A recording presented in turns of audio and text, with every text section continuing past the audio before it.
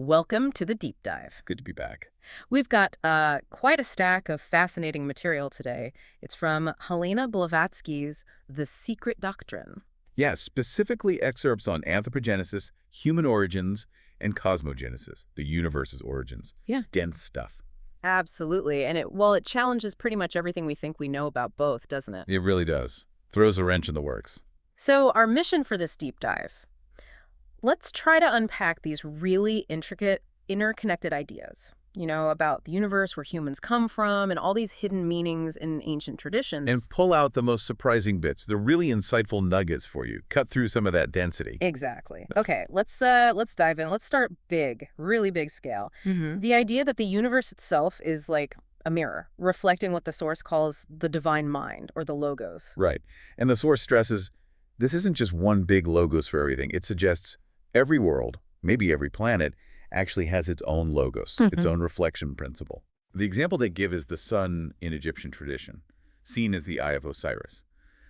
That's the logos made manifest, but specifically for, our solar system. Gotcha. But how do we even, perceive or understand something like the logos? Seems pretty abstract. Well, the source is quite specific. It says, for us on our plane, it's only really accessible through a sevenfold ray.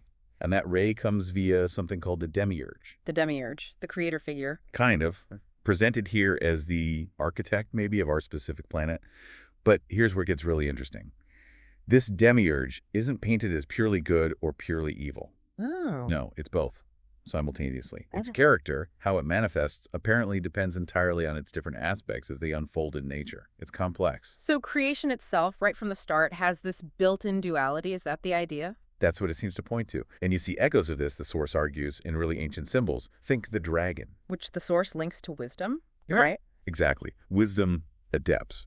Contrasted with the serpent, often linked to evil. Or concepts like left-hand and right-hand magic. It even pops up in folklore, like the Finnish Kalevala, describing how the serpent of evil came about from, primordial stuff. So these dualistic forces aren't just later human ideas about morality? No, the source suggests they're fundamental, baked into the creation process itself. And it's not just symbols. The source brings in other traditions, like the Kabbalah, talks about concepts like the three heads describing cosmic principles. And even connects specific numbers, like 340, 340, and 346, they add up to 1026, connects these to fundamental ideas about how things manifest. Right, and the source offers a pretty striking comparison when looking at these archaic views versus, say, exoteric Judaism. Yeah, it suggests that Jehovah, who's often seen as the sort of personal anthropomorphic creator, is actually interpreted through this esoteric lens as primarily a lunar god, a generation god, tied more to the cycles of physical creation and reproduction here on Earth. Not the ultimate sort of unknowable source. Exactly. Not the truly nameless primal intelligence the source calls Ein Sof, that ultimate reality. And that seems to be the big challenge highlighted here. If you study something like the Kabbalah on its own, without this wider Eastern esoteric context, you risk only understanding ancient astrology, worship focused on stars, sun, moon. Important, but not the full picture. You don't grasp that ultimate, unknowable intelligence itself. Right. The source says our human intellect can only really grasp the emanations from that ultimate reality, the ripples, not the source of the ripples itself. Okay, let's bring in another perspective mentioned. Hindu philosophy, specifically the Advaitis. Right, the Advaita Vedanta school. They see the universe as a combination of spirit, called Purusha, and matter, Prakriti. But there's a twist, isn't there? A big one. For the Advaitis, Prakriti, matter, is ultimately illusion, Maya. Only Purusha, spirit, is the true reality. And they call that ultimate reality Parabrahman. And here's where my brain starts to bend a little. The source says, for Advaitis, a conscious God cannot be the origin. Yeah, it's counterintuitive for many. Their reasoning is, consciousness, as we understand it, implies an ego, a sense of I am this, not that. And an ego, they argue, is an effect, something that arises from something else. It can't be the absolute first cause. So the ultimate state, Parabrahman, is what? It's viewed as perfect unconsciousness. Unconsciousness, like nothing. Not exactly emptiness. The source clarifies. It's presented more as the undifferentiated field from which all individual consciousnesses arise, the absolute potential, before any I exists, the ground of being itself. Wow. Okay. So comparing these threads, Kabbalah, Jehovah as a lunar god, Advaitas, Parabrahman as the sort of absolute unconsciousness. What the source seems to be doing is showing how different ancient traditions wrestled with the same massive problem. How do you even talk about an ultimate reality that's so fundamental it's beyond all human concepts, beyond personality, beyond even our usual idea of conscious? And failing to grasp that leads to simpler, maybe more comforting, but potentially misleading ideas about God and creation. Exactly. It shifts the whole game away from a personal creator towards an impersonal absolute state. And from that viewpoint, the universe isn't just things. It's described as this huge collection, this aggregation of different states of consciousness, Yeah. all arising from and ultimately rooted in that absolute, maybe unconscious reality. Fascinating. Deep stuff. Now let's pivot. Let's turn that cosmic lens onto us, humanity. The source posits that man reflects the universe, specifically Earth, and its principles within himself, like a microcosm. And this is where we get into the concept of the root races. These vast, almost unimaginable evolutionary cycles for humanity. Right, the first root race. Describe that again. The source describes them as incredibly ethereal, almost phantom-like, not physical like us. They didn't need to breathe purified gases in the way we think of breathing. They were just perfectly adapted to the very different environment of early Earth. And they were the progeny of 7 creators. Primordial atoms? That's the term used, yes. Yeah. Primordial atoms. And this is explicitly contrasted with the Adam we read about in the 2nd chapter of Genesis. Okay, how so? The source argues that Adam, the Genesis one, isn't the heavenly man, the spiritual Adam Kadmon from the Kabbalah, made in God's image. No, this Adam represents the mindless first human root race, before self-awareness really kicked in. And then there was a 3rd Adam.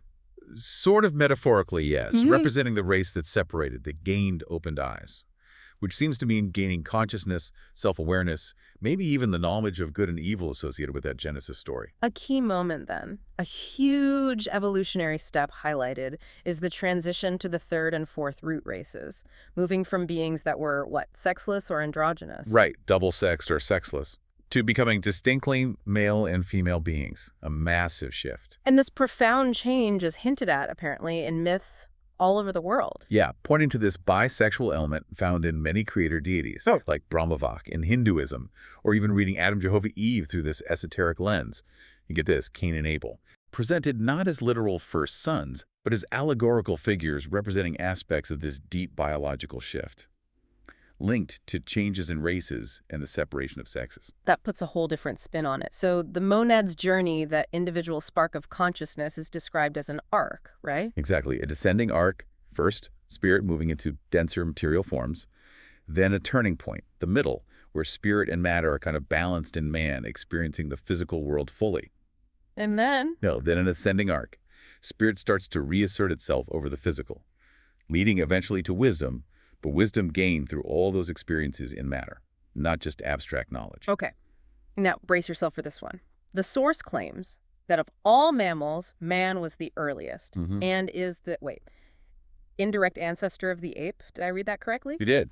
Man before the ape. It completely flips the script on conventional evolutionary theory. How is that even argued? That's radically different. Well, the source explains that the first 2 human races were so ethereal, so non-physical in our sense, that you're just not going to find their fossils. Their relics aren't in the ground. Oh.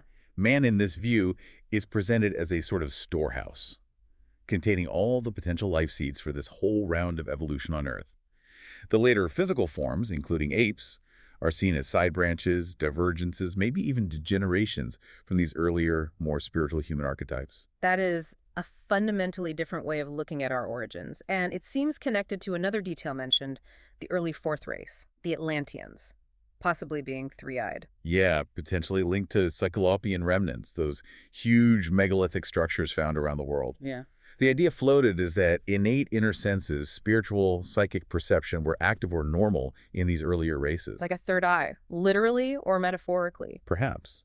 But these inner senses gradually weakened, atrophied, as the outer physical senses and the denser physical body became more dominant. It's presented almost like an evolutionary trade-off. We gained physical prowess, maybe, but lost inner sight.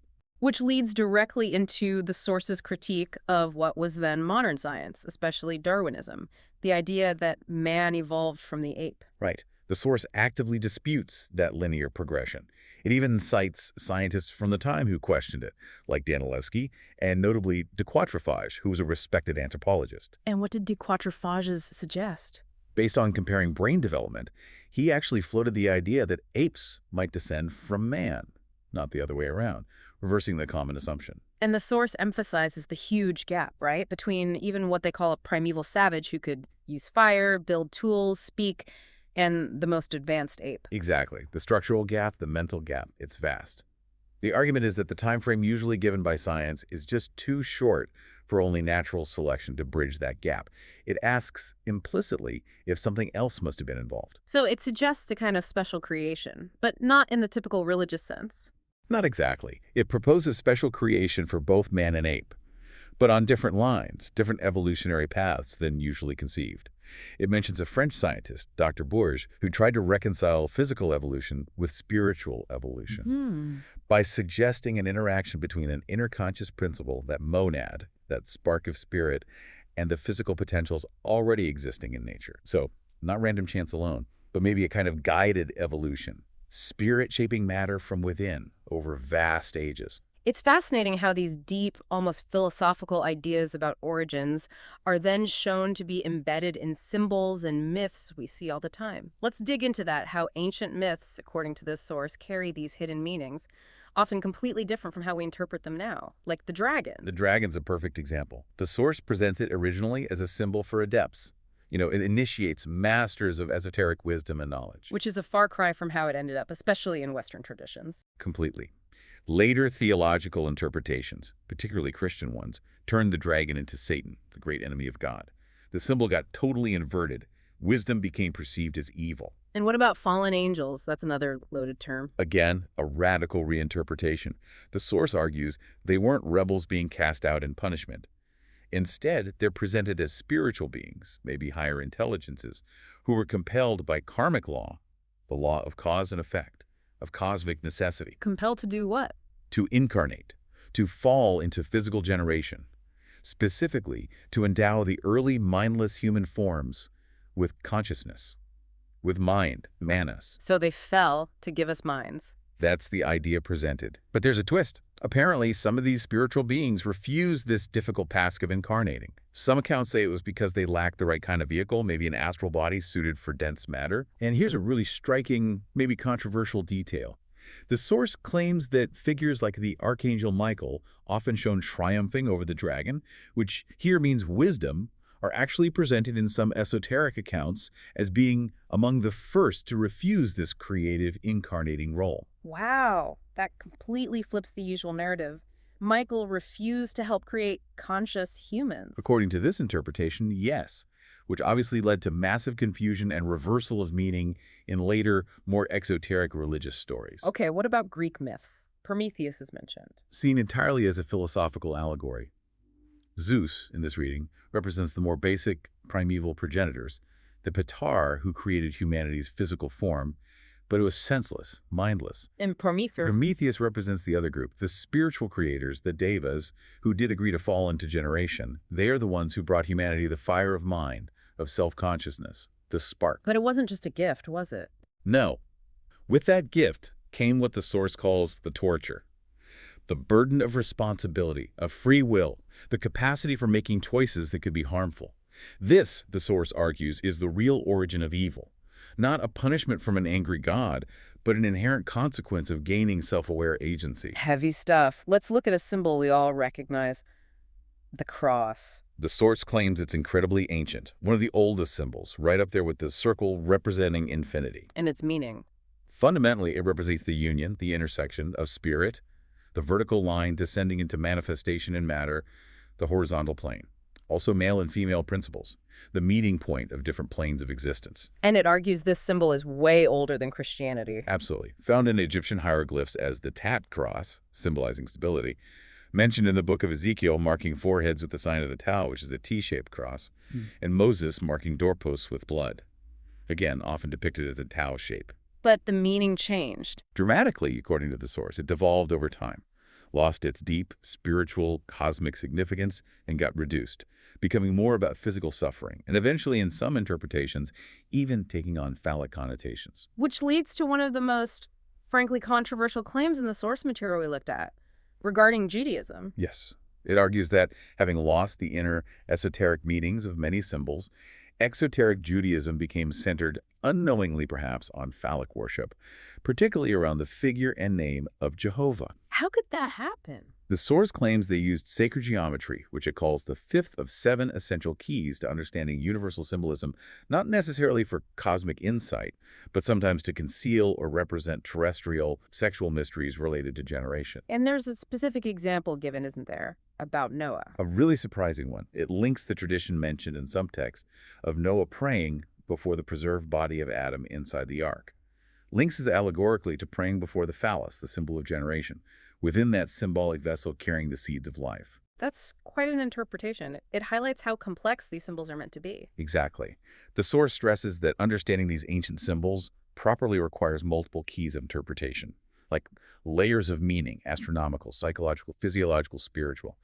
A system so complex, it says, that very few, even among initiated individuals, ever mastered all 7 keys. And that difficulty itself is suggested as a reason why the meaning got lost. Precisely. It was just too hard to maintain the full understanding. Over time, the deeper, more abstract meanings faded, leaving only the more literal, physical, or distorted interpretations. Easier to grasp, maybe, but losing the core wisdom. What about figures like Seth or Hermes? Enoch is mentioned too. Discussed as originally being planetary gods, cosmic principles, revered by groups like the ancient Sabians, figures representing primordial wisdom and seership. But later borrowed by other traditions. Yes. The source claims they were later adopted, and in the process, disfigured or misunderstood by traditions like Judaism. They represent these incredibly ancient seers, carriers of knowledge from before the flood, so to speak. The legend about them hiding books of wisdom under pillars to survive cataclysms is seen as widespread, an allegory for preserving that ancient knowledge through cycles of destruction and rebirth. It paints a picture of a shared primal source of wisdom underlying many different ancient scriptures, doesn't it? Very much so. Hindu texts, Mazdean, Egyptian, Greek, Roman, Jewish.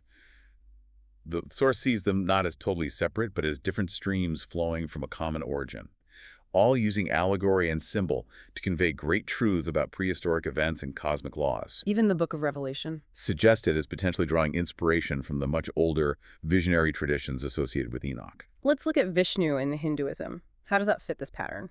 Vishnu serves as a great example of this idea of recurring wisdom bringers.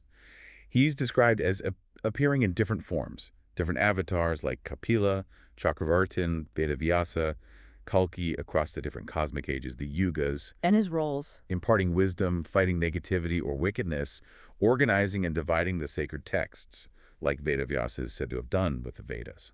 These roles parallel figures like Enoch in other traditions. It suggests this core wisdom, perhaps originating with early Aryan cultures according to the source, spread out and influenced many later religions, just taking on culturally specific forms. What about Indra? His story is presented allegorically too, right? Yes, as a really profound allegory for an internal human drama.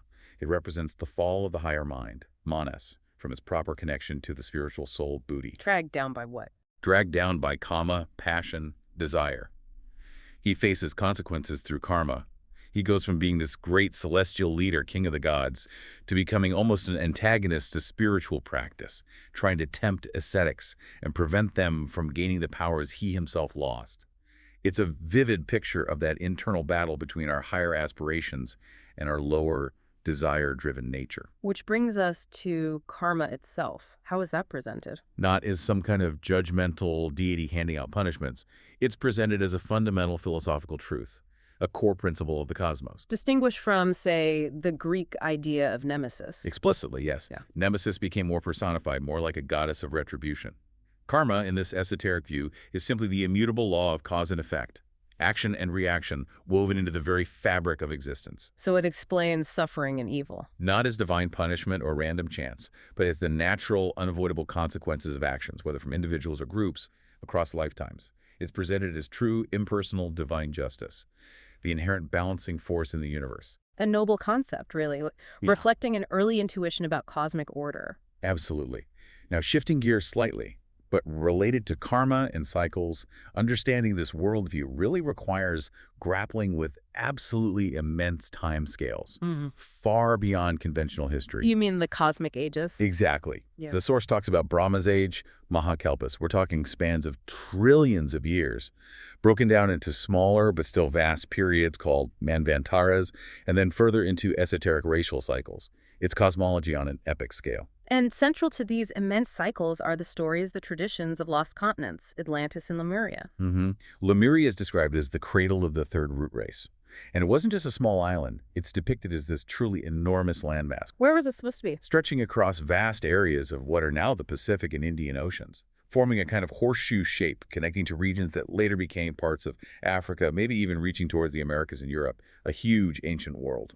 Is there any sort of geological evidence cited? The source does point to things known at the time, like the Wealden Formation in England, these freshwater deposits suggesting huge ancient landmasses nearby. Also, the existence of the Mid-Atlantic Ridge is mentioned as a possible hint of submerged lands in the Atlantic. Obviously, interpreting geology is complex, but the source uses these as potential pointers. And Atlantis traditions, also mentioned. Echoed in various accounts, most famously Plato's dialogues, of course, describing a great island kingdom in the Atlantic. But the source also mentions other writers like Marcellus, who apparently spoke of multiple islands out there. Now here's a key point that really bumps up against standard archaeology. The claim about who lived on these continents. Right. It wasn't just primitive hunter-gatherers, according to the source. These lands, particularly Atlantis later on, hosted highly civilized nations, Civilized how long ago? guided by what the source calls divine rulers. These were societies that supposedly built enormous cities, mastered sophisticated arts and sciences, astronomy, architecture, mathematics, hundreds of thousands, potentially millions of years ago, way, way before conventional history allows for such things. And things like the Easter Island statues. Mentioned as possible remnants, standing on a fragment of one of these ancient submerged civilizations, relics of a forgotten age of giants or highly advanced peoples. The source must address the huge conflict between these timelines and, say, 19th century scientific chronologies. Oh, definitely. It tackles it head on. It criticizes early attempts, like George Smith's initial dating of Assyrian records, which were much shorter. The source suggests that ancient initiates often used veiled language, a kind of code, Like what? where a word like millennium might not mean 1,000 years, but esoterically could signify 100,000 years. This allows for the incredibly vast periods described in some ancient texts, like a supposed 900,000-year span where early Aryan races fought descendants of Atlantean giants, culminating allegorically in events like the Mahabharata war cycle in India. So the main Atlantis continent, the big one, perished when? According to the source, much, much earlier, back in the Miocene epoch, millions of years ago. Later portions, large islands, sank over subsequent vast periods. Plato's island, Poseidonis, is described as one of the very last significant remnants to go down. And when was that supposed to have happened? The source places the final major submergence, Plato's island, around 850,000 years ago. Again, radically different from conventional dating of Plato's story, which is usually placed around 9,600 BC. And the source anticipates skepticism from science about civilized humans existing so long ago. Absolutely. It argues that scientific reluctance often stems from trying too hard to force all evidence to fit the prevailing theories of the time, like Darwinian anthropology, as it was then understood, rather than accepting what it calls awkward, self-evident facts that just don't fit the current models. It raises a big question about how much our theoretical frameworks might actually blind us to interpreting evidence differently. Exactly. It suggests maybe we're looking for the wrong things or interpreting what we find through too narrow a lens because our accepted timescale for human civilization is just far too short, according to this ancient wisdom tradition. It proposes a history for humanity and for the Earth itself that is vastly deeper, older, and maybe stranger than we currently imagine. A profoundly different narrative, yes. We have journeyed through some absolutely incredible concepts today, all drawn from this source material, the Secret Doctrine, from the very nature of divine intelligence, the cosmos as this complex reflection, to the incredibly long, multi-layered history of humanity evolving through root races over vast timescales. and the hidden, often completely reversed, meanings embedded within the world's oldest myths and symbols, the dragon, the cross, fallen angels. And just think about that core idea, that ancient wisdom didn't just see reality physically. It saw it through multiple lenses, multiple keys of interpretation, connecting the physical to the psychological, the astronomical, the spiritual. In ways that the source argues we've largely forgotten, leading to this devolution of meaning, this loss of depth in understanding ourselves and the universe. Right. We're often left with just the surface layer, the exoteric meaning, having lost the deeper keys. So thinking about all this, what does it potentially mean for you listening now? Consider that idea presented, that the earliest human races were maybe ethereal beings possessing innate active inner senses, psychic senses, spiritual perception, as just normal. And that our own physical evolution, incredible as it is, involved a kind of trade-off. We gained this amazing mastery over the physical world, developed our outer senses incredibly, but perhaps at the cost of that inner perception. It atrophied. So the provocative thought to leave you with is this. What might this suggest about the potential that perhaps lies dormant within us now? Untapped capacities waiting to be reawakened. It really raises an important question. Could the next phase of human evolution, consciously undertaken, involve not just external progress, but reclaiming some of those ancient, powerful inner ways of knowing? Something to think about.